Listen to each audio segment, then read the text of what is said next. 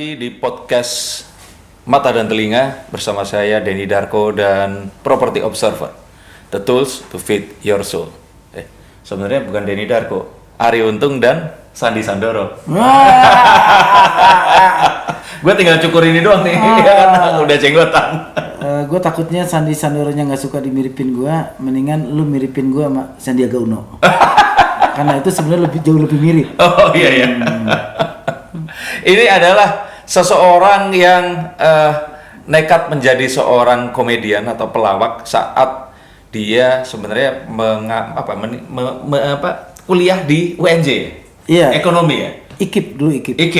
Oke, tapi karirnya melesat malah pas waktu itu, dan setelah itu pun selama 25 tahun masih nekat juga menjadi seorang komedian profesional. Dan gak cuman karir yang dipertahankan, pertemanan, ya, hubungan dengan orang-orang di sekitar dan sebagainya yang penuh warna, itu sesuatu yang terus menjadikan seorang Narji, dulu orang kenalnya Narji Cagur ya. Iya. Seorang Narji ini tetap stay menjadi seorang komedian sampai sekarang. Iya, karena komedian buat saya itu adalah jalan yang mengantarkan saya pada akhirnya banyak dikenal orang. Oh, oke. Tapi berarti pas lo dulu kuliah, lo udah kepikiran gue jadi komedian? Ini banyak orang yang belum tahu kalau gue tuh jadi pelawak dari kelas 4 SD, bro. Sebentar, coba dielaborasi, dijelaskan. Maksudnya gimana? Dari gue tuh SD kelas 2, temen gue kan kalau beli kaset itu, inget nggak? Zaman kita kecil tuh belinya kaset Julius Sitanggang, gitu kan. Uci Bing Slamet, yang lagu anak-anak gitu kan. Nah, Julius Sitanggang bukan lagu anak-anak. Lagu anak-anaknya pernah dia bikin dulu pernah dia. Iya, tapi kan zaman dulu banget. Iya, dulu banget. Lu sama gue kan seumur. Lu 77 kan? Iya. Lu 77 juga. Lu tinggalnya kan di apartemen. Yang di atas. Gue juga di apartemen tapi yang ke samping kontrakan.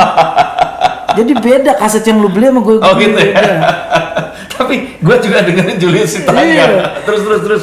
Nah, gue tuh teman-teman gue di era itu beli kaset kayak gue beli tuh kasetnya tuh Jayakarta Group. Dulu kan lawak ada kasetnya. Iya. Gue beli lawakannya The Bodors. Nah, habis dari situ gue adopsi, gue ngelawak di depan kelas gitu kadang-kadang teman-teman. 4 SD. Kelas 4 SD. 10 tahun berarti. Nah, 10 tahun. Nah, 11 tahun kepala sekolah gue ganti. Diganti sama kepala sekolah dari daerah Bandung. Oke. Dia bawa alat namanya calung. Oke. Akhirnya gue dibikinin grup. Oh. Dibeliin alat, dibikinin grup. Terus? Nah, dari situ gue SMP kelas 1 tahun 91 itu. Nah, itu grup calung atau grup lawak? Ya kan calung ada lawaknya kan? Iya, maksudnya tapi tetap harus pakai calung kan? Iya. Oke, terus tahun 91 itu kan ada Visit Indonesia Years kan? Tahun kunjungan Indonesia tuh. Iya. Archipelago atau apa tuh? Terus waktu itu diadain lomba lawak semua kelompok umur di Kabupaten Tangerang. Dan waktu itu gue juara ketiga grup gue itu. Tapi begitu gue masuk SMP, SMA, gue nggak ketemu temen partner yang satu frekuensi sama bercanda. Berarti seorang Narji ini pasti selalu berkelompok waktu itu ya? Iya, karena gue lahir gede di Ormas gitu. Jadi hidup gue udah biasa berkelompok gitu. Kagak, lu karena dari kecil lu dengerinnya itu tadi kan semua berkelompok kan? Berkelompok. Jakarta Group ya kan, The Bodors. Iya. Bagito. Tapi Bagito emang ada kasetnya? Nggak ada kan? Sempat ada dia. Sempat bikin, ya? yang di Pos Ronda. Kalau Jakarta gue sempat ngumpulin. Warkop juga punya kan? Iya, Warkop ada kasetnya, juga. Lembaga Bantuan Humor itu. Ya. Nah, dari situlah gue berpikir, dan nyokap gue itu adalah orang yang pertama kali gue nyebut gue tuh pelawak. Gimana? Lu ingat? Karena gue udah tampil di acara 17-an. Wah, dari RT ke RW sampai ke kelurahan, kecamatan. Grup gue itu. Si calung itu tadi. Jadi nyokap gue tuh kalau bangunin gue sekolah. Bangun. Kalau mau jadi pelawak, bangunnya pagi. Biar lucu. Gitu. Nyokap lu udah lucu loh sebenarnya itu. Nyokap gue emang inspirasi hidup gue. Jadi nyokap gue itu menghadapi sesuatu itu dengan senyum dan humor. Lu bayangin nyokap gue itu diamputasi karena gula kan. 6 tahun dia diamputasi di rumah gitu kan. Sering gue bercandain kan, mak, babe tuh godain janda sebelah. Biarin aja, gue mau tendang udah nggak bisa nendang kan. Jadi Nyokap gue itu inspirasi gue, maksudnya kok segala sesuatu dihadapin ke sini. Kayak nyokap gue kan tinggal di kampung gitu. Nyokap gue udah diamputasi. Ada tukang sendal keliling nawarin sendal. Bu, sendalnya bu. Gue kira kan gue berpikir nyokap gue pasti nangis nih. Dengan entengnya dia angkat kainnya. Emang ada bang sendal yang dijual sebelah. Gue bilang, ini nyokap gue tuh hidupnya bisa kayak gitu ya, nanggepin segala sesuatu gitu. Waktu gue pulang syuting tuh, gue main ke rumah nyokap udah dengan diamputasi gitu kan gitu. Duh capek banget mak, syuting pegel-pegel. Lu baru pegel aja lu udah ngeluh, gue udah nggak bisa pegel nih. Gue udah nggak bisa pegel. Artinya itu hidup yang gue belajar dari nyokap gue. Buat dunia lawak itu kolerasinya ada. Hadapi sesuatu itu dengan senyum dan bisa menghasilkan yang tragedi menjadi komedi. Oke. Itu yang lu dapet ya. Iya. Nah, cuman balik lagi kayak yang tadi, lu masih waktu itu lulus SMP, lu nggak nemu kan? Nggak nemu teman. Terus akhirnya gimana waktu itu? Gue cuman menginventaris lawakan-lawakan yang gue ketemu di jalan atau di mana, di buku. Di buku? Buku. Terus? Gue catet nih, umpamanya di angkot. Gue ketemu lawakan apa ya, gue catet. Contohnya gimana sih? Gue tuh kemana-mana nggak pernah terus gue ketemu lawakan gue catet. Lu ngelihatnya caranya gimana sih? Ya umpamanya kayak gue ngalamin ya naik angkot nih. Gue kalau waktu itu gue punya ongkos lagi, gue turun tuh bro. Kenapa? Gue naik angkot, gue duduk di kursi paling pojok kan, biar gue bisa tiduran. Ada anak SD nggak jauh, anak SD naik sama ibunya, duduk percis di hadapan gue. Tuh anak SD nunjuk muka gue dengan polosnya. Ngomong? Mah, om ini giginya gede banget. Dan itu gue kalau gue punya duit lagi, gue turun, gue malu tuh. Seangkot semuanya begini kan. Terus? Ya gue nganggap bahwa, oh ternyata tuh komedi ada di mana-mana gitu. Yang lu catat adalah gigi gue gede atau apa berarti? Improvisasi bahwa si anak itu dalam komedi itu dia berani mengungkapkan gitu. Kejujuran. Oh berarti lawak itu tentang kejujuran. Dan apa, timing dalam berkomedi itu perlu. Timingnya pas banget di saat gue lagi gitu ditunjukkan, gue bilang ini timingnya bagus nih anak nih. Sampai seangkot itu gitu semua kan gak enak sama gue. Gue sampai dari Pamulang ke Lebak Bulus gue muncul kan. Itu lumayan jauh. Lumayan jauh loh. Kayak gue kalau nongkrong di umpamanya pulang dari angkot atau di lampu merah tuh, candaan orang di lingkungan itu lebih polos. Maksudnya? Apa adanya umurnya kayak gitu kan. Kayak gue tuh dapat lawakan yang tentang ini, gue dari tempat kondangan gitu kan. Kayak gimana? Dari tempat kondangan, gue pergi kondangan sama nyokap bokap gue. Pas gitu ada mempelai, ya tahu sendiri kan, mempelainya laki-lakinya ya bentukannya kayak gue gitu kan. Yang ceweknya ya kayak bidadari gitu kan. Terus? Dengan polosnya orang yang datang kondangan itu ngomong gitu, no pengantin gara-gara punya utang loh. Akhirnya dia mau sama yang mana kan. Gitu. Humor-humor kayak gitu gue catetin tuh. Ya itu kan karena gara-gara kalau dulu kan zamannya siapa? Siti Nurbaya sama Datuk Maringgi gitu ya kan. Kayak gitu. Ya akhirnya pas udah SMP SMA nggak punya teman, begitu masuk kuliah, wah gua satu kampus, kebetulan gue beda kelas sama Denny. Gua sama Denny itu beda kelas. Tapi pada saat Seangkatan. Satu jurusan, beda program studi. Pas gua lagi ketemu di ospek sama-sama dibotakin, nih anak kalau ngomong lucu banget sih. Hari gua ketemu. Setiap di saung atau di lobi fakultas itu gua bercanda. Gua nggak pernah kenalan namanya siapa, tapi gue namanya Denny. Gua beda. Gua tuh uniknya sama Denny, ada lomba lawak diadain sama Mas Pepeng kan. Umur ala mahasiswa. Karena rumah gue ke arah Lebak Bulus, kantornya Mas Pepeng di Lebak Bulus, gue ngambil brosur, Denny lihat iklannya di TV, Denny nyatet alamat lomba. Denny nyariin gue nyariin Denny. Karena? Mau ikut lomba itu. Karena grup? Pengen bikin grup. Loh, almarhum Mas Pepeng ya? Iya. Itu waktu itu bikin di TV apa? RCTI. Tahun 97, gue pas semester 3. Iya kita tingkat 2 ya. Kan 96 kan. Terus umur ala mahasiswa. Oh. Karena itu adalah lomba lawak pertama dengan hadiah terbesar. Berapa gitu? Total hadiah 20 juta. Sebelum Krismon. Itu kayak 200 juta sekarang. Iya. Oh. Akhirnya gue sama Denny, gue nyari Denny nyari gue. Gue tuh nyariin lu, gue nyatet tempat lomba lo. Gue bawa brosurnya, gue nyariin lu. Zaman dulu belum ada handphone. Belum ada. Ada sih, tapi kita nggak mau beli. Ya akhirnya itulah Ikip melahirkan Cagur gitu. Oh. Cagur itu gue yang kasih nama. Gue tuh pengen banget punya sejarah, membuat satu kata yang tadinya nggak ada di kamus, akhirnya bisa menjadi sebuah kata yang ada di Indonesia gitu. Sekarang kalau kita browsing Cagur kan jadi ada. Loh, itu kan lu cuma ketemu sama Denny, yang lainnya ketemu di mana? Begitu gue cari, kayaknya kalau ngegrup berdua ini nggak enak, Den. Harus cari satu lagi. Tadi rencananya cewek cakep. Siapa? Putri. Itu sekarang orangnya pun tahu kalau itu mau lu ajakin. Tahu karena akhirnya di lomba yang sama itu juga dia bikin grup sama cewek tiga-tiganya. Oh, sekarang dan jadi pelawak juga? Enggak. Oh. Jadi ibu pejabat. Oh. Karena cakep. Dan lucunya dia pernah pacaran sama Denny lagi. Setelah nolak gue akhirnya diterima Denny kan. Gue bilang Denny emang bener-bener ya. Loh, oke.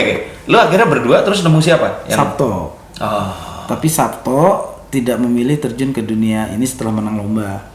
Karena dia aktif di pelayanan gereja. Lu ceritain dulu itunya lombanya. Jadi setelah lu sama Denny nemunya Sabto. Baru daftar lomba ke Mas Pepeng. Daftar sebagai grup. Oke. Grupnya gue yang kasih nama Cagur aja Cagur. Calon guru, kita kan anak Ikip semua. Oh, ya filosofisnya bagus tuh. Oh, itu lu yang nyiptain? Iya. Oke. Nah setelah lu bikin Cagur itu ikut lomba? Juara 3 nasional. Yang juara si Putri malah? Putri juara Harapan 1. Oh, di Harapan 1, gue kira juara 1. Juara 1 siapa lo ingat? Juara 1-nya itu yang Pak Blangkon Untung yang menangkan ya, itu juara 1-nya yang iya. Grupnya itu juara 1. Juara 2? Juara 2-nya perorangan anak IKJ. Tapi lo nggak ingat siapa? Ingat Agus Nuramal. Tapi nggak jadi pelawak? Dia memilih enggak, ini bukan dunia gue. Idealis banget dulu. Lo bertiga berarti Mas Sabto? Oke. Menang juara 3. Terus setelah itu? Setelah itu Sabto nggak mau di dunia ini ya udah. Karena pelayanan. Sampai sekarang pun jadi ini. Maksudnya tetap jadi aktivis di gereja atau apa? Nggak tahu, markir kali di gereja. Hah? Serius? Nggak tahu. Kayaknya sih dia sekarang mengarah mau jadi pendidikan pendeta kayaknya. Oh. Oke, terus. Terus pas habis menang, gua kan tinggal berdua nih di kampus nyari-nyari personil penerimaan mahasiswa baru. Angkatan? 7. Oh, angkatan ini. Oke, terus? Si Bedu tuh orang tengil banget tuh nggak? Satu angkatan ospek, gua lihat itu dari fakultas, ini anak konyol banget sih nih. Lu tau nggak tuh mukanya Bedu kan baru masuk itu kan, ya lu tau lah dodol baru dibikin kan. Bayangin anak Bekasi kampung cerewet, pertama kali masuk Jakarta gayanya kayak apa kan?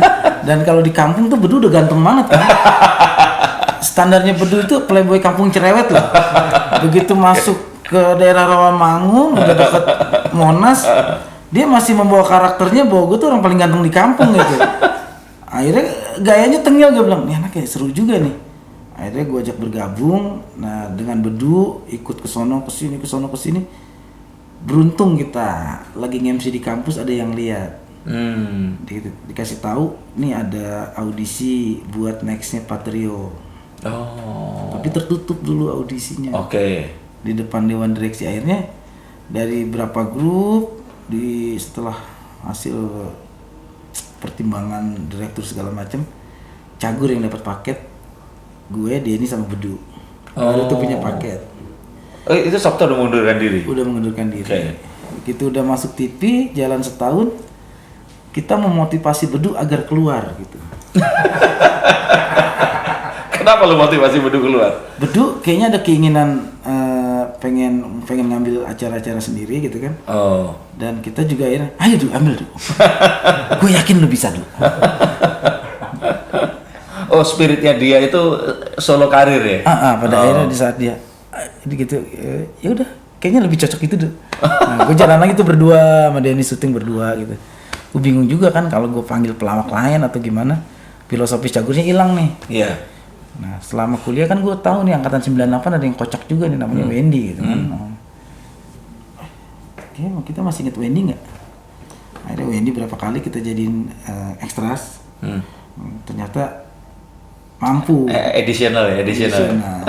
Tapi ternyata mampu, akhirnya ya udah sama Wendy. Gitu sekarang udah jalan sama Wendy. Gue hanya keluar. Sebentar, yang pas Baleng sama Bedu.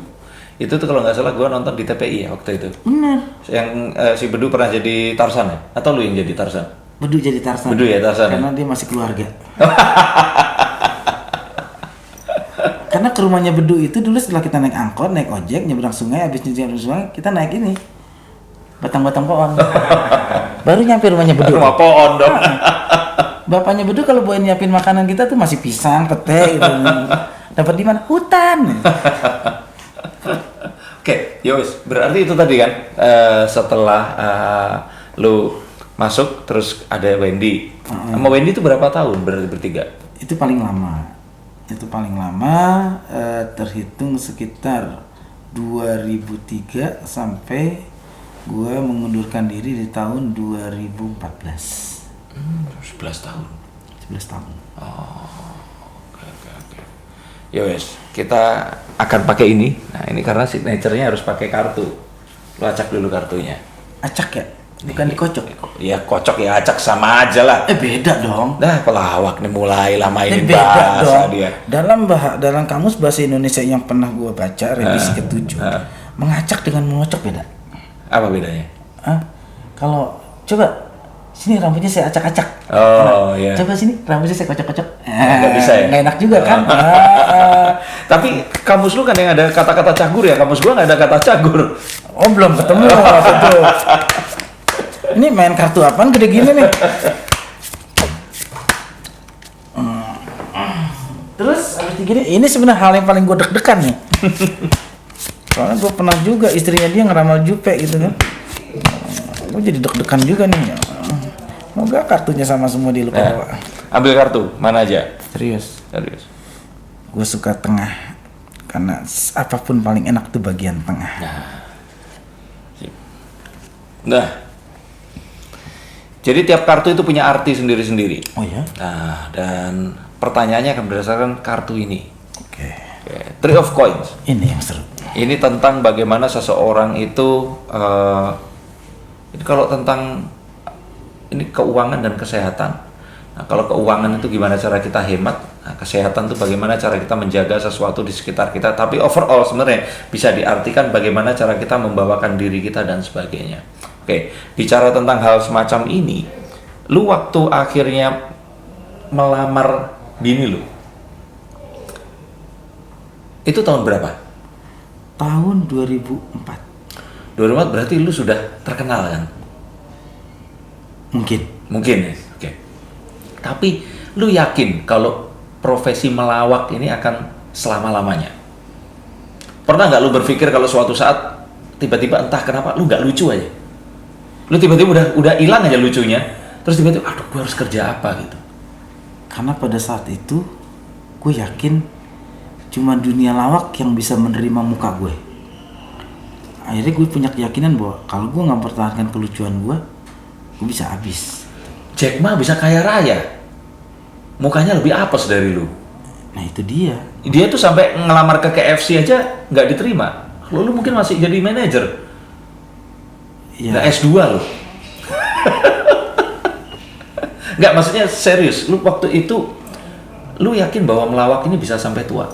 Ya, karena gue belajar dari senior-senior yang namanya komedian itu atau pelawak, sampai tutup mata itu kadang-kadang kerjanya masih ada. Pelanggan tetapnya masih ada.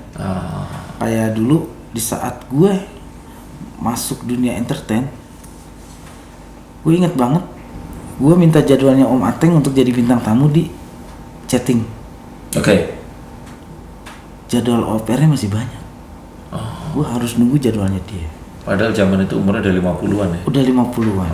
Terus gue pertama kali gue masuk TV, gue jadi figuran ngelawak sama Om Uu. Yang dulu gue dengerin di kaset, gue liat mukanya. Akhirnya ketemu langsung. Dan gue berpikir sampai usia begitu mereka masih bisa eksis. Dan sekarang kita lihat contohnya Paji Bolot, Paji Malih, sampai dia cucunya jadi pelawak, dia tetap pelawak. Dia masih tetap pelawak. Oke, jadi sebenarnya profesi pun waktu itu lu tetap merasa pede dengan profesi itu ya. Kan beda dengan misalkan Anarji apa pegawai saya manajer bank atau saya misalkan tentara. Ya tentara. Dokter. Nah, itu lu masa sama orang tua lu juga nggak pernah ya udah lu mendingan jadi yang seperti itu gitu. Karena bokap gue waktu itu juga ngedukung banget, ngedukung, dan gue yakin kalau dunia lawak itu emang dunia yang sesuai banget sama keinginan gue. Oke. Dan gue harus yakin gue harus sukses di sini dan gue mempertahankan sukses gue sampai tutup mata. Gitu. Nah, orang juga banyak nanya ke gue misalkan, nah kalau lu mau jadi pesulap, peramal, lu ngapain sekolah S1 sampai S2 dan gue sampai sekolahnya harus ke ITB gitu. Lu kenapa nggak dari dulu aja lu jadi seperti ini gitu? Lah kalau jawaban lu kenapa kok sampai sekolah harus sampai S2? Itu paradigma yang salah-salah itu. Kita harus berpikir bahwa gue pernah dengar baca buku katanya pendidikan adalah mata uang yang berlaku di mana-mana. Nah, dari situ gue simpulin bahwa pendidikan itu berarti penting. Iya, paling nggak di undangan anak kita ntar kan? Ya. Kalau menikah anak dari Bapak Sunarji SPD MPD kan MM kan enak gitu kan. Yang kondangan juga kan nggak jadi 100.000, jadinya 500.000, 1 juta gitu. Apa tuh bapaknya undangannya ini banyak gelarnya gitu. Kan sekarang orang kampung itu kalau ngeliat undangan ngeliat gelar. Iya. Kalau SAG, wah ini pasti acara ceramah nih. Kondangannya gopek gitu. Ngaruh. Ngaruhnya di undangan doang sebenarnya. Tapi artinya buat semua yang udah kadung sekolah nih S1, S2, tiba-tiba itu tadi passionnya ada ngelawak, atau misal kalau ngelawak ya udahlah. Orang kan nganggap karena lu pelawak ya lu mengajak orang untuk melakukan yang sama. Misalkan ada passionnya kayak waktu itu ketemu sama orang, passionnya apa? Ngumpulin kura-kura atau suka koleksi burung. Nah berarti gimana kalau orang seperti itu menurut lu? Ya menurut gue itu nggak masalah. Bedakan antara profesi dengan hobi. Iya, tapi kan maksudnya kalau hobinya itu pengen dijadikan profesi gimana? Itu menurut gue suatu hal yang luar biasa. Bagaimana hobi itu menghasilkan. Gue tuh banyak belajar dari teman-teman gue di lingkungan gue. Tadinya hobi menghasilkan. Oke. Tapi lu akhirnya membedakan antara profesi dan hobi. Kalau melawak, ini berarti profesi lu kan? Tapi ini hobi lu juga atau bukan? Sangat hobi. Karena gue dilahirkan dari keluarga Betawi yang kalau nggak bisa ngelucu atau nggak bisa ngecengin orang, itu habis di keluarga sendiri. Orang Betawi itu melek mata udah dihina. Bokap gue aja kayak begitu kelakuannya. Gue tuh pertama kali dapet lawakan agak sarkasme bokap gue. Bokap gue kan ada janda sebelah tuh, gede bro, gede. Gue lagi pada ini nggak ada nyokap gue di dalam tuh, gue masih SMP kali, lagi nyapu halaman gitu, cari emak yang kayak begitu tuh. Kenapa beng kayak begitu? Dia bisa netein dari jarak 1 meter. Itu bokap gue bilang, gue lucu gitu bokap gue. Tapi orang kayak gitu nggak bisa tuh skipping, kenapa? Habis mukanya babak belur. Nah itu humor dari bokap gue tuh kayaknya, oh jadi orang Betawi itu emang harus kayak gitu ya. Jadi lu harus ngecengin dulu sebelum lu dicengin. Iya. Orang Betawi itu kayak gue bangun tidur nih. Nggak malam minggu. Bokap gue kan anak ceweknya 4 tuh. Ada yang ngapelin cowok ngapelin kakak gue. Bentukannya nggak jelas. Bokap gue dengan entengnya, siapa yang mesen gantungan panci gitu. Emang tuh cowok bentuknya aneh gitu kan, siapa yang mesen gantungan panci? Itu cowok pak ngobeh, itu cowok menganterin anak babe gitu. Enteng banget tuh kalau jadi orang Betawi. Ngerti lah. Cuman kalau misalkan apa ya, kalau menurut gua tuh, gua pernah ketemu sama Bang Komeng. Iya. Dia tuh kan lucu tuh. Guru gue deh. Iya, tapi kalau ketemu serius orangnya. Apa? Oh, mas serius kalau lo belum tahu dia Denny Darko. Mau syuting, baru beres banget survei lokasi, panas banget di luar. Sekarang saya mau pakai face recharger dari Dr. Series.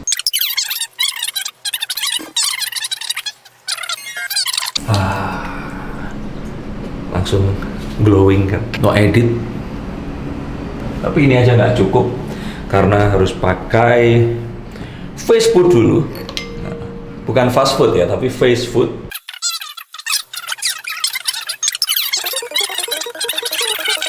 Dan yang terakhir, karena di luar kondisinya pasti akan terik banget.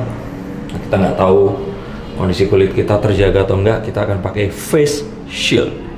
Jadi face shield nggak untuk pas COVID aja, tapi face shield adalah satu rangkaian dari Dr. Series juga. Genderless, ageless, all skin type. Nah, sekarang saya sudah siap untuk syuting lagi dan semuanya jadi lebih glowing karena ada 3 langkah simple. Karena Dr. Series ini adalah satu rangkaian yang ditujukan untuk semua pria dan wanita. He, she, me. Pakai kayak saya. Lo belum tahu siapa Komeng. Gue pernah satu manajemen 3 tahun hidup gue, kalau nggak hati-hati parah dia ngerjainnya, bro. Walaupun nggak di kamera. Dia tuh kalau ngerjain rela ngeluarin duit 1 juta sampai 5 juta buat ngerjain orang tuh asal dia puas. Contoh ke rumah gue. Ke rumah gue jenguk, gue sakit. Gue dirawat di rumah sakit Bogor. Sebelum dia masuk jenguk gue, dia datang nemuin kepala rumah sakitnya. Narji itu Pak orangnya ambisius, kerja bisa 23 jam. Sekarang kalau dia ada musik joget sendiri, ada hujan dia lari-larian, kayaknya depresi. Gue sakit tipes dibawain psikiater. Gue dikasih obat penenang gara-gara Komeng. Begitu gue liat bil tagihan, kok ada psikiater, ada ini, kenapa? Keluarga gue gitu, gue pulang dari rumah sakit, nggak usah terlalu ambisi. Komeng nganggap gue tuh gila, bilang kepala rumah sakit. Itu nggak seberapa, bro. Besok kita jenguk nih, bapaknya Denny lagi sakit. Satu base camp nih. Lu ngapain? Nggak ngapa-ngapain. Nih ada duit 1 juta. Di rumahnya Denny ada apa aja? Ada kucing banyak. Nih 1 juta. Beli anjing yang paling galak sama kucing. Kelatur hari dong gua. Bang, cari anak Doberman. Ada nih bang. Beli tuh gue. Kita jenguk bapaknya Denny dong. Ngobrol, dikasih makan. Itu mau pulang, anjingnya dilepas lewat pintu belakang. Baru 10 menit kita pulang, Denny udah SMS kita tuh. Om, kok aku ditinggal, dapur jadi acak-acakan. Kucingnya 17 dikejar-kejar tuh sama anjing.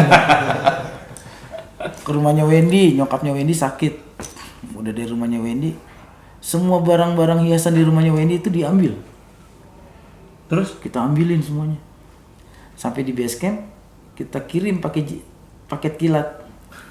Kiriman dari keluarga ini gini-gini. Pas bapaknya Wendy kan senang, ya Allah sakit aja dapat kirim. Pas dibuka barang-barang dia semua. Komeng tuh kalau jahil. Itu sebelum zamannya anak-anak youtuber ngepranknya udah gila ya. Gila bro, nih ada kru gue ya di manajemennya. Dulu Cagur Komeng itu ada kamar mandi belakang. Itu buat kamar mandi kru. Itu pas dia lagi sampoan, itu lampu dimatiin. Cekrek. Kan dia sampoan gelap tuh. Itu panci semuanya kita udah tumpuk lihat di depan kamar mandi. Begitu dia buka pintu kamar mandi gelap, itu nabrak panci semua kan. Kurang. Dia mandi lagi. Itu dia mandi lagi, kita matiin lagi. Kita diri di kamar mandi. Disangkanya dia kan pasti banyak panci kan. Pas kita diri gitu, dia udah ngerangkang telanjang bulat. Nyalain. Kita nyalain, kita pada diri. Anak babi. Lu harus siap kalau sama Komeng itu. Hidup tuh harus siap. Baru tahu kalau ini. Gue pernah sampai lapor ke Polsek Jatinegara. Karena mobilnya Denny kuncinya digandain, dibawa pulang. 2 hari tuh mobil ada di daerah Klender. Di rumah siapa? Di rumahnya Rudi Sipit. Disimpan di situ. Ada pelawak sampai makan kotoran kebo. Pokoknya aneh deh kalau itu pelawak tuh kayak begitu. Iya. Kalau lu bilang Komeng serius, gimana? Lu hati-hati lu. Lu hati-hati deh. Lu karena belum akrab aja deh. Bisa. Ke rumah bokap gue lagi asik-asik minuman bokap gue gelas gede gitu, pulang ada cupangnya. Nggak tahu dari mana. Gue kan di rumah kan nyewain alat pesta kan. Berarti prepare ya dia. Iya. Gue kan nyewain alat pesta tuh dia di rumah. Ke rumah gue nih Komeng. Jenguk nyokap katanya sakit. Bawa kado, bawa parcel. Nyokap gue udah kayak apa doanya tuh. Ya Allah, Komeng baik banget, dibawain makanan, dibawain kado, dibawain buah. Lu tau nggak kadonya apaan? Apaan? Pakaian dalam gue yang kotor yang di base camp, dibungkus, nyokap gue buka, ini kan sempak lo katanya. Nggak kelar sampai di situ tuh Komeng tuh. Pas udah selesai, bokap gue ngitung kursinya nih, kursi sewaan kan harganya lumayan tuh. Kok kurang 7? Wah, anak buahnya dikumpulin, dimarah-marahin tuh. Hitung lagi dong kalau ada orangnya, kalau hilangnya 1 nggak masalah, ini 7. Ternyata Pas gue pulang dari rumah bokap ke base camp, ada kursi bokap gue 7 di base camp. Satu orang bawa 1 di mobil tuh bawa 3. niat banget. Iya, ada sponsor dari Haji Mansur katanya.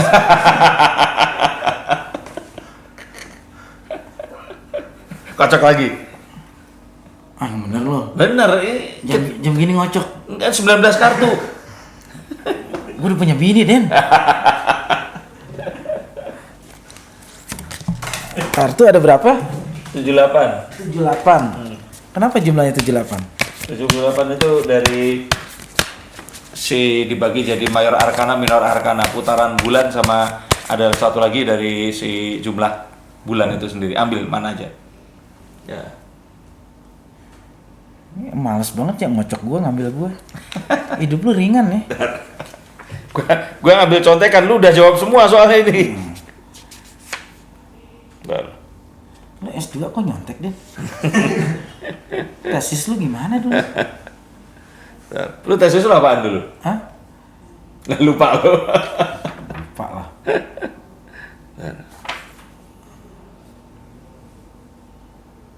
Lu ngelamar tadi udah. Oh, oke. Night of Coins. Ini tentang gimana lu selalu mempelajari sesuatu yang baru dan baru. Menurut lu, zaman lu dulu itu jadi seorang pelawak, kan belum ada tuh stand up comedian.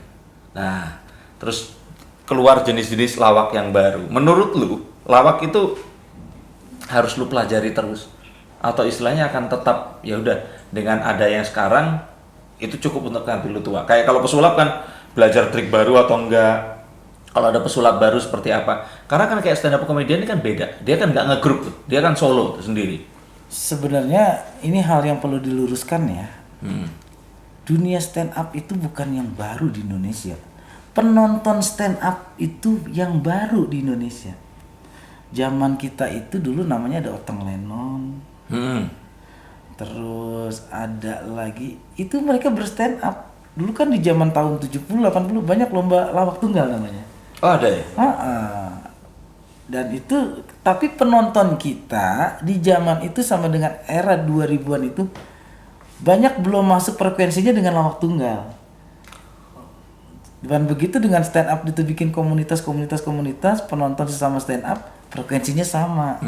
Dibantu dengan sosmed. Pada akhirnya muncullah, sebenarnya dulu cuma namanya dulu bilang lawak tunggal. Sekarang stand up atau komika.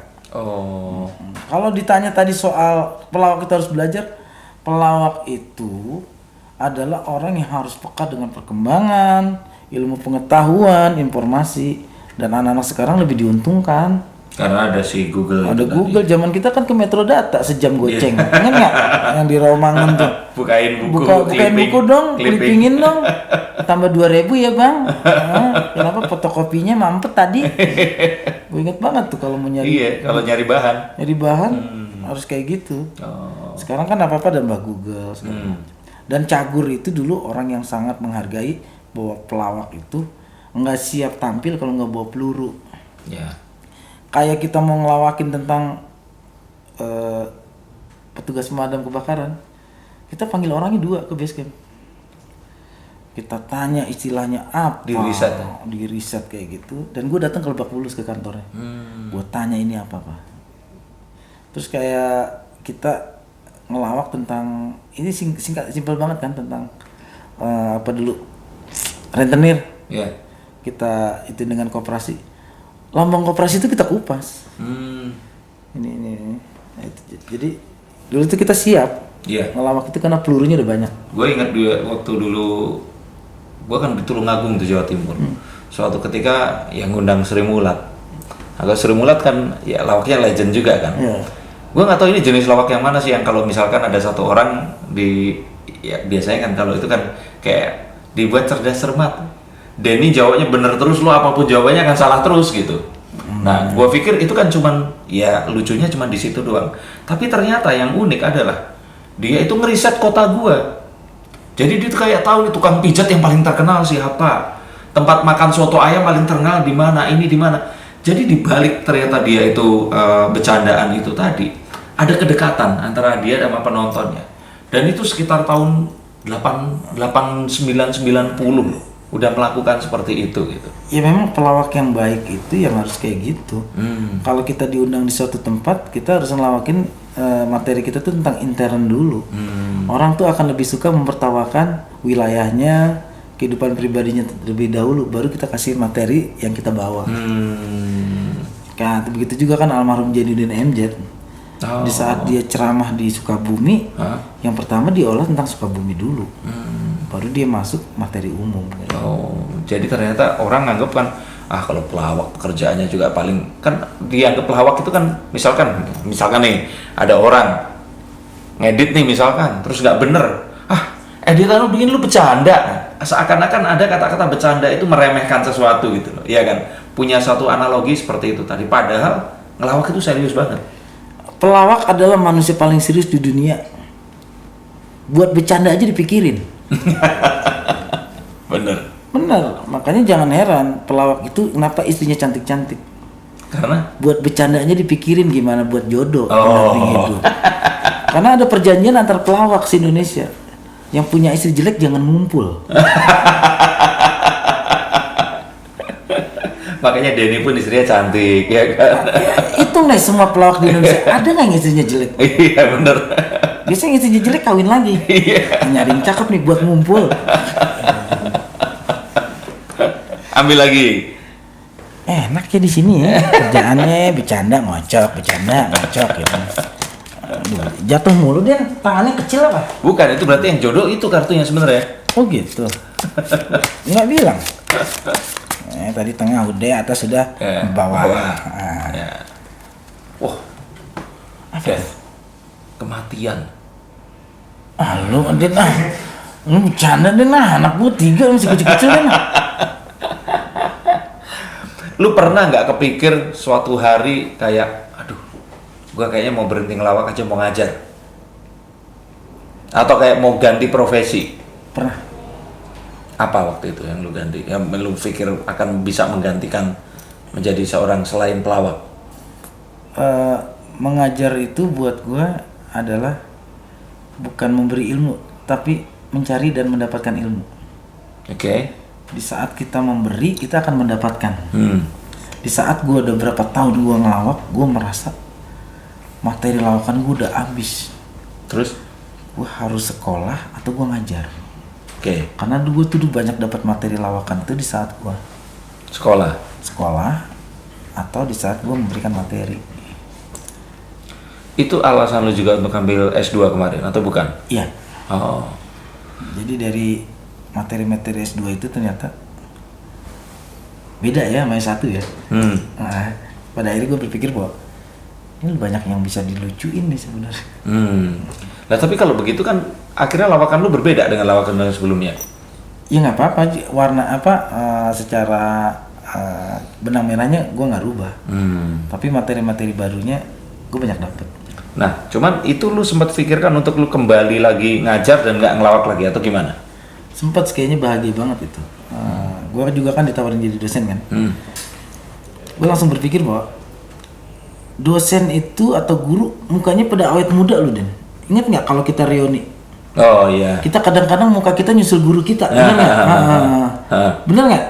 Kadang-kadang kita reuni nih, ketemu temen, gue kira guru, ngatunya teman satu angkatan. Guru kita malah kayak junior kita gitu kan. Kenapa guru itu rata-rata dosen awet muda? Karena ketemu sama anak muda. Setiap tahun dia bertemu dengan ganti orang. Terus dengan ganti ketemu karakter. Dia banyak belajar. Dan guru atau dosen itu banyak dituntut setiap hari harus belajar kan? Iya sih. Apalagi zaman sekarang di mana mahasiswa bisa googling. Lu ngomong salah meleset dikit diketawain tuh. Iya. Itu dia, makanya tantangan besar buat gue waktu itu lucu juga kali ya kalau tiap hari kita dapat materi ngajar itu kan dari suatu lawak itu kan sebenarnya membelokkan atau memplesetkan materi yang benar. Fakta yang diantemin sama sesuatu yang nggak logis. Iya, makanya pelawak yang rajin membaca, rajin bergaul, rajin ngumpulin materi itu nggak bakalan kehabisan lawakan. Ya. Karena dia tiap hari, dia tahu faktanya. Iya. Ya. Orang kata-kata aja bisa dimainin. Iya. Misalkan itu tadi, orang bunuh diri, nggak bunuh duduk. Ya kan diri sama duduk kan, itu kan cuma orang Betawi yang ngomong begitu. Iya. Nah, ya kan itu sesuatu yang kadang-kadang kok bisa kepikir ya. Simpel kan sebenarnya. Iya, makanya. Cuman artinya lu juga memikirkan itu walaupun lu akhirnya memutuskan untuk nggak akan pernah, ya udah, lu akan tetap ngelawak. Iya. Karena ini jalan hidup yang membuat gua menemukan titik nyaman. Nah, tapi kalau titik nggak nyamannya melawak kapan pernah terjadi? Iya, pernah juga, namanya manusia itu ada bosennya kan. Di saat gua udah pernah juga sih, jadi orang Indonesia itu masih menganggap pelawak itu sebelah mata. Kalau gua tinggal di kampung, di gerbang gitu, kadang-kadang anak kecil itu kalau ketemu pemain sinetron kan enak, Om Beri, Om Anjasmara. Gila, gitu. sinetron tuh tua amat. Ini yang nonton. Iya, umpamanya Om Rizky Bilar. Itu gitu masuk. kan, kayak gitu kan. Pas bagian depan rumah gua gerbang, Narji main bola yuk, Narji main bola. Anak kecil segini gua bilang gitu. Tapi imajinasi itu masyarakat itu bahwa pelawak itu digampangin. Iya. Kadang-kadang dalam keadaan stres aja, pelawak itu suruh ketawa, lu bayangin men. Gimana? Nyokap gua dulu butuh darah 16 kantong. Baru ada 7 kantong. Gua kan kurang 8 kantong lagi tuh. Gua lagi terburu-buru nyari darah di PMI. Handphone waktu itu kan baru ada kameranya tuh kan. Pelawak senyum dong kalau lagi dipoto. Senyum gimana nyokap gua? Lagi butuh darah 8 kantong gitu. Katanya pelawak suka ngelucu. Dipoto aja nggak ada senyumnya. Emak gua darahnya habis gitu. Lu masih enak. Gua waktu itu istri gua kecelakaan, dia bilang ini lukanya nggak bisa disulap aja mas. Nah, kan lebih nggak mungkin lagi. Nyakitin kan? Iya. Orang Indonesia kadang-kadang imajinasinya apa yang ditampilkan di TV itu sama. Berharapnya sama. Berharapnya sama. Kayak waktu itu ini main ke rumah gue, Demian ke rumah gue. Sendok gue habis sama ponakan gue. Om mengkokin dong. Tetangga-tetangga om mengkokin. Sendok rumah gue sekarang begitu semuanya tuh. Gini semua. Iya.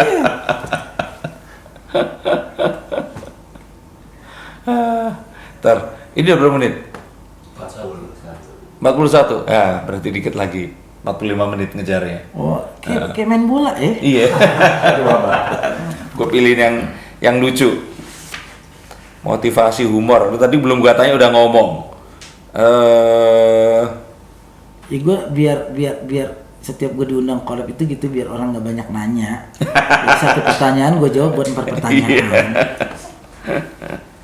Efektif aja gue mah. Ngomongin apa lagi ya? Apa? Ini semua yang lu ceritain udah ada semua. Bisa tahu gue ya? Iya makanya sulap. Lebih tahu dari pesulap ya. Orang tadi ketinggalan di meja makan. Terus lu baca. Gue baca. Gue udah tahu apa yang lu tanya. Ntar. Ayo kasih pertanyaan apa? Apa Bu? Yang kuliah-kuliahnya belum ya? Udah tadi. Udah. Di awal. Apa?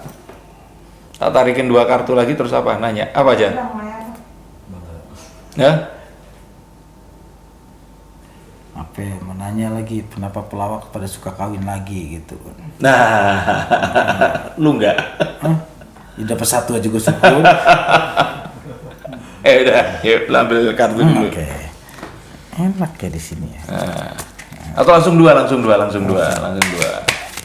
Baru nih ada. Pertama langsung ngambil 2. Enggak, satu taruh situ. Udah. Oke. Biar nggak ngocok-ngocok 2 kali.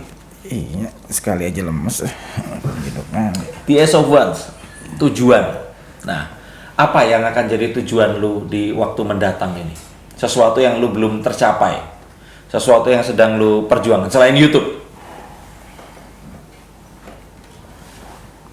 Pengen Sekolah humor, sekolah pelawak. Gue Lu kan guru. pengen bikin kurikulum lawak. Karena gue udah bikin kamus bahasa Betawi Tangerang Selatan. Gila. Gue udah bikin. Lu harusnya ngambil S2 lagi tapi bahasa. Seharusnya. Gue lagi ngambil, gue udah jadi tuh. Hah? Buku kamus bahasa Betawi Tangerang Selatan. Sekarang target gue itu lagi kepengen nulis tentang bahwa pelawak itu ternyata udah bisa dipelajarin. Kan selama ini nggak ada kurikulum. Nggak ada teorinya. Nggak ada teorinya, ngelawak itu ternyata bisa. Coba lu kasih satu teori, misalkan gimana? Teori bahwa lawak itu adalah sebuah ilmu. Ilmu itu kan dasarnya satu realita empirik. Dapat dibuktikan kebenarannya. Oke. Berdasarkan ilmu itu rasa tersiksa manusia.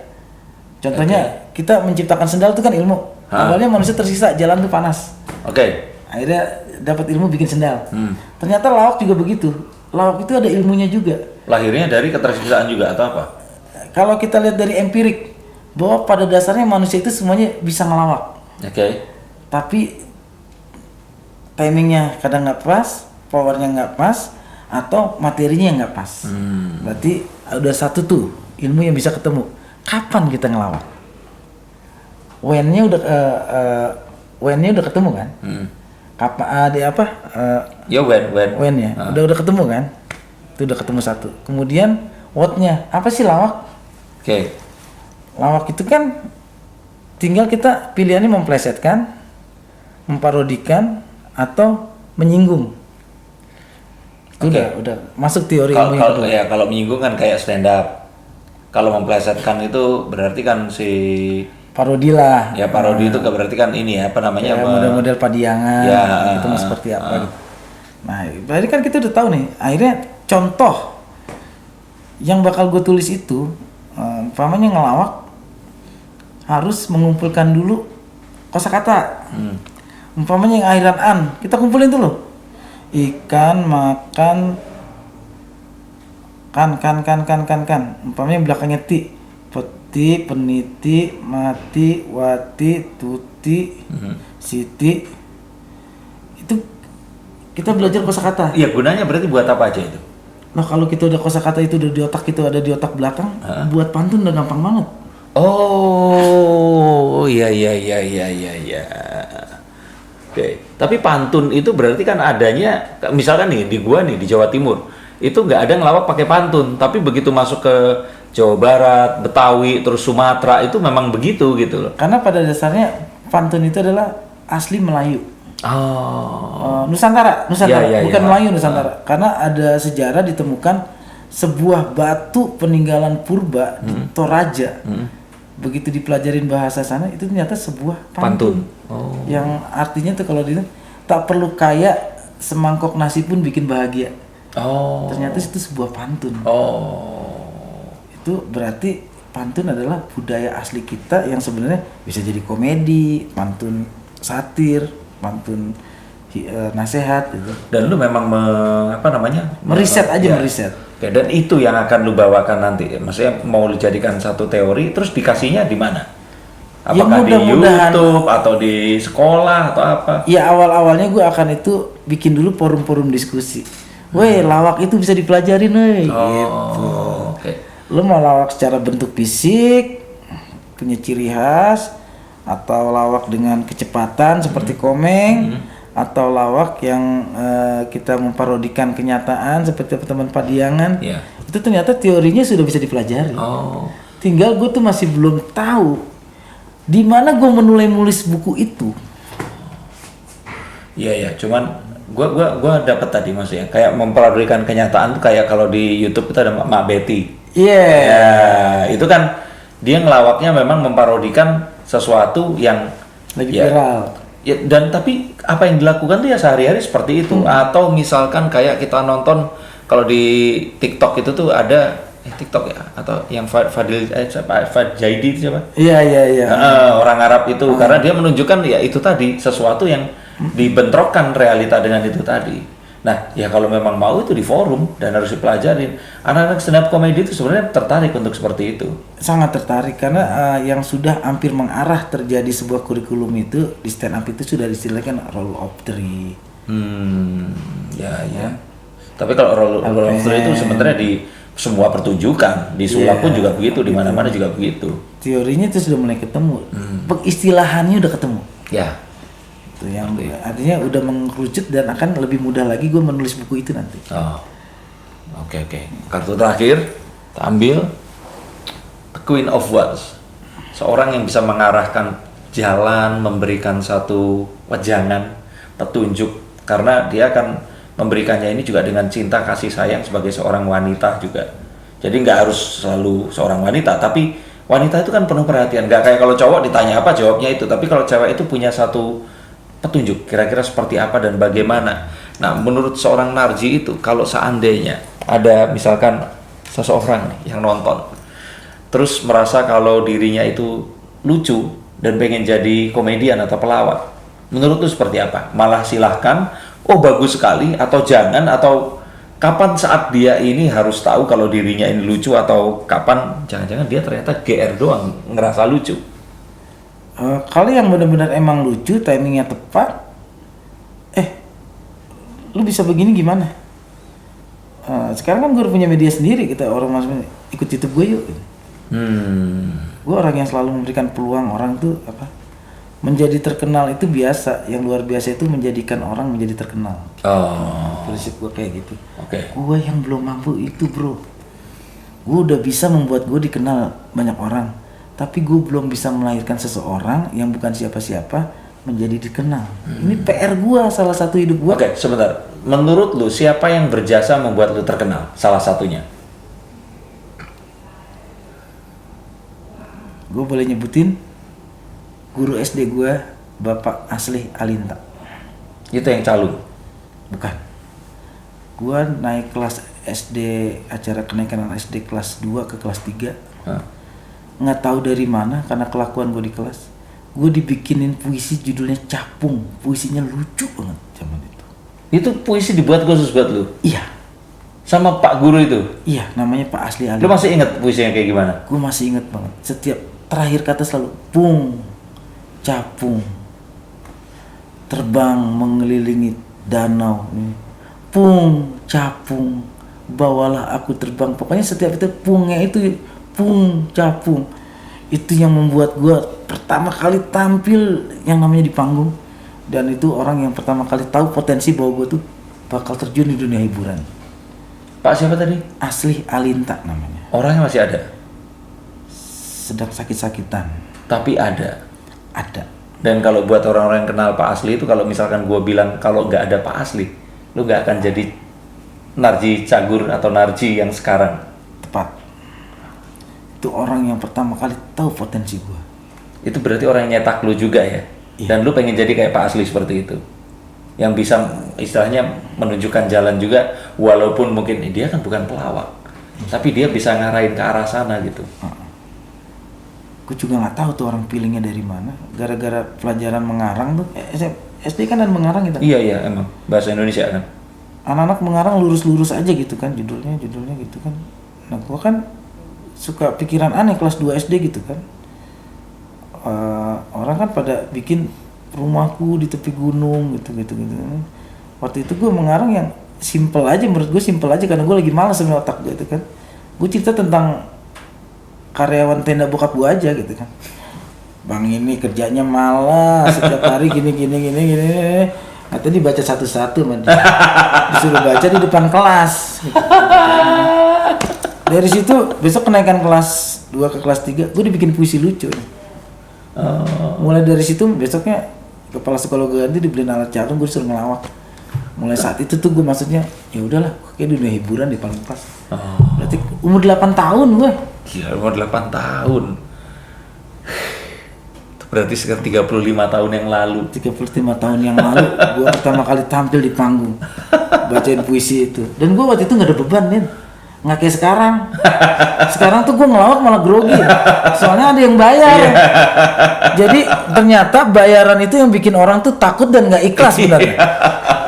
Orang kalau udah ketemu profesinya itu baru gue tahu ternyata manusia tuh beban kalau udah jadi profesi. Sebentar, cuman ini terakhir sebelum kita selesai nih, lu pernah nggak dalam lu ngelawak, lu ngeliatin wajah orang nungguin ini berarti sampai di titik mana lu akan merasa aman? Mereka udah ketawa berapa kali atau apa? Itu. Yang secara langsung, kalau lu misalkan disuruh MC atau apa, atau lu kayak dulu di inbox gitu ngeliat itu dan sebagainya, yang bukan penonton bayaran lah ya. Pokoknya kalau patokan gue berhasil dalam sebuah ngelawak itu di instansi atau di tempat umum, kalau orang itu sudah tertawa sambil tepuk tangan. Oke. Kalau ketawa doang? Kalau ketawa doang berarti dia baru warming up, pemanasan. Belum berhasil jadi pelawak. Tapi kalau dia ngelawak, ketawa sampai yang wah, itu berarti kena keberhasilan pelawak. Nah, peluru lu juga berarti macam-macam nih. Lu taruh peluru yang paling sakti di belakang, lu lempar peluru kecil dulu dan sebagainya. Beda. Kalau profesi kayak lu mah enak. Ditonton ditungguin sampai kelar.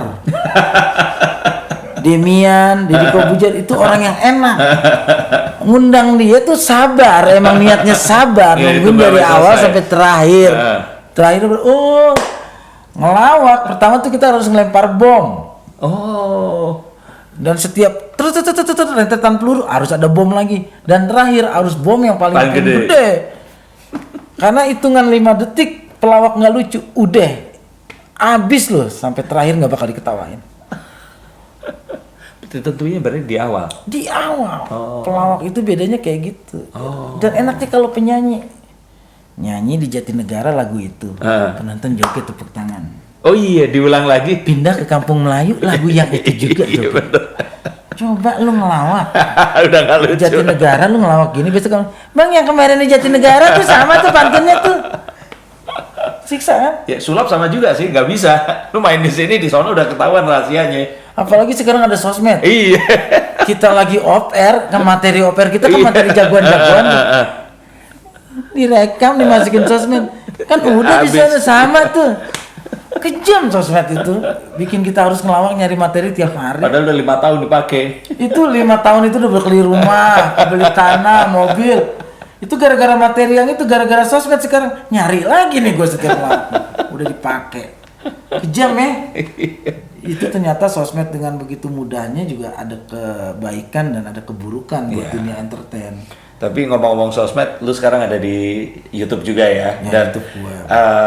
Ya YouTube ini ternyata beda ya sama TV. Dan walaupun hari ini lu baru pertama bayaran, akhirnya dikirim juga. Berapa ratus juta? 100 rupiah buat ngetes verifikasi udah bener nggak ATM saya. 100 perak. 100 perak dulu diuji coba. Oke. Tapi video ini akan jadi satu video bersejarah pas nanti penghasilannya 100 juta. Nah, 100 peraknya hari ini nih. Dan gue juga bingung gitu sampai depan kantor lu. Gue ngecek M-Banking kan. Ada apa nih? Wih, dari Asia nih, Asia Pasifik. Kok 100 rupiah transfer apa? Gue kira apa gue udah donasi gitu muka gue tuh. Dari Google nih. Berarti berkah nih tempat nih. Itu gue parkir ada notifikasi. Weh, begitu nyampe di sini tadi jam 12:05. Ternyata Google baru transfer ke gue. Luar biasa. Bersejarah nih Bapak Denny nih. Amin. Pokoknya channelnya Narji ini nih mulai sekarang nih ini ya. Langkah pertamanya. 100 perak dari 100 juta nanti yang pertama. Kalau bisa 100 miliar dah. Amin. Biar gua nggak syuting kemana-mana lagi, di rumah aja. Syutingnya sama bini lagi enak kan? Iya. Tapi didukung terus, harus di subscribe. Karena ya memang ini ke teman-teman yang di TV yang pada mulai masuk ini. Ini kalau memang diikutin dari awal, ini kita akan langsung lihat si materi-materi istilahnya idealismenya ya di sini gitu loh. Dan Narji ini terkenal sebagai salah satu komedian yang idealisme, rela untuk ya sudahlah, istilahnya program nggak dilanjutin dan apa karena ya idealismenya memang nggak cocok. Dan ya nanti kita akan nunggu apa yang akan lu bikin nih di sini. Ya, artinya YouTube itu adalah pertama tuh ajang ekspresi diri kita aja. Ya. Lu bisa nampilin apa yang lu pengen di TV, belum tentu bisa dia. Iya, betul. Gue pengennya sulap yang begini nih. Iya. Nggak bisa mas di TV kita. Iya, bener. Tapi kalau di YouTube kita, iya, kita mau nungging juga bodo amat. Punya kita kan. Bener, bener. Dan langsung jurinya itu bukan rating sharing lagi, bukan kertas yang harus kita lihat terus dikasih tahu. ini kemarin lu didorong sama Andika Pratama kayaknya bagus, ntar didorong lagi ya. Kita kan akhirnya kan harus nurutin itu gitu. Ngomongin Andika saya bikin kangen nah. Tapi kan ya terakhir itu gua bareng lu di atas panggung bareng sama Andika di itu. Bener ya? Malah bukan ini, bukan itu acara lama banget tuh. Lama itu acara roadshow ke daerah. Iya makanya. Kalau inbox mah kan Pak Tarno. Oh iya Pak Tarno. Yang simple. Tapi Pak Tarno tuh sering ngambek sama gue. Ke gua aja juga ngambek. Emang dia suka ngambek? Iya, karena dia tuh kesel. Jadi itu dia nggak pernah mau lagi ngelawak kalau apa. Karena lu bongkarin. Alatnya gue rusak, gue juga salah. Pak Tarno minta maaf ya. Yang kejadian di Cibinong, maaf Pak Tarno ya. Gue nggak tahu kalau itu tongkat sulap. Gue pikir mah ngebetulinnya gampang. Pas sudah dibuka kan, udah, gue gulung-gulung versi gue masukin lagi. Pas dia mau sulap, rusak. Narji ngerusak. Saya nggak bisa sulap lagi. Mulai saat itu Pak Tarno nggak mau. Pak Tarno mau dimaafkan Pak. Jahil juga lagi gue dulu. Pak Tarno punya buku sulap. Gue buka-buka, burungnya terlepas. Terus pas dia mau atraksi yang itu, burungnya udah nggak ada. Gak, masalahnya apa? Ini tuh materi terakhirnya. Kalau stand up comedy ini punchline-nya, ini bom terakhir ya. Lu nyalain sebelum waktunya, sulapnya selesai bro.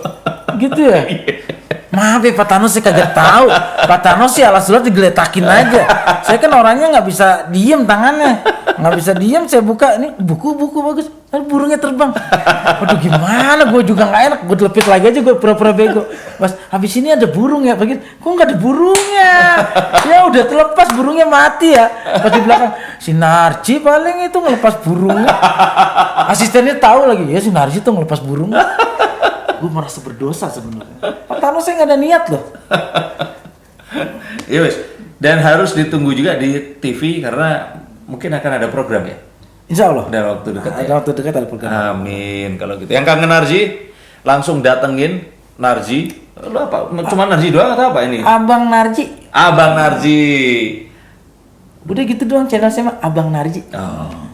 Nggak ada yang cloningan. Abang Narji yang lain atau apa? Pokoknya jangan deh, yang lain itu berarti bukan punya saya. Yang ada, dan subscribe ya. Yang ada channelnya, ada kanalnya segala macam, bukan saya ya. Saya mah udah cukup Abang Narji gitu.